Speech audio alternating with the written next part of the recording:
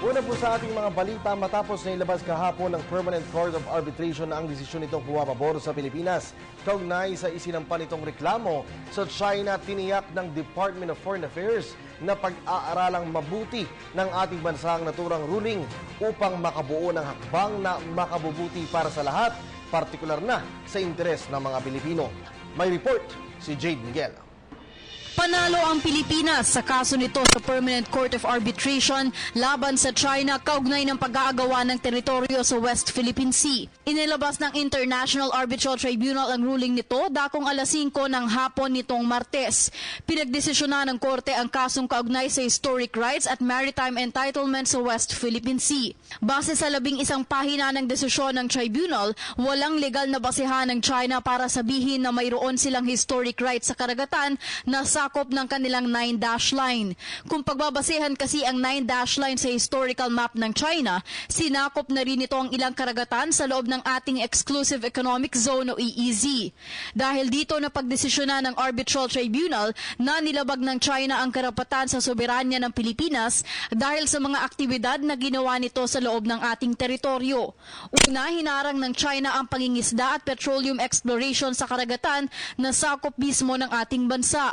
Pangalawa, nilabag din daw ng China ang United Nations Convention on the Law of the Sea o UNCLOS noong gumawa ito ng artificial island sa rehiyon. Maliban pa rito, illegal din ang paghaharang ng Chinese vessels sa ating mga gayon din ang pagsira nito sa ating mga bahura o coral reef nilang malawakang reklamasyon.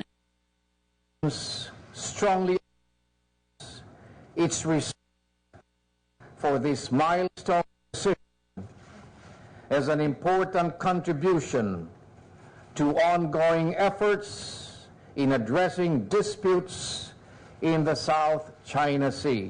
Ayon naman kay U.S. Department of State Counselor Christy Kenny, isang magandang basihan ang ruling sa patuloy na pagresolba sa pag-aagawa ng teritoryo. The United States part, we would hope that all the parties respect the ruling, everyone shows restraint, and uses this as a good basis to move forward to resolve these complicated competing claims in a way that's diplomatic.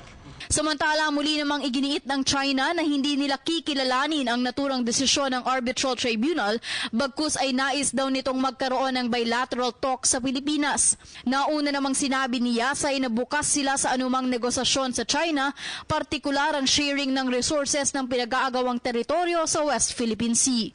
Para sa PTV News, Jade Miguel. Ako po si Kathy San Gabriel. Subscribe na sa PTV YouTube channel. I-click lang po ang subscribe button.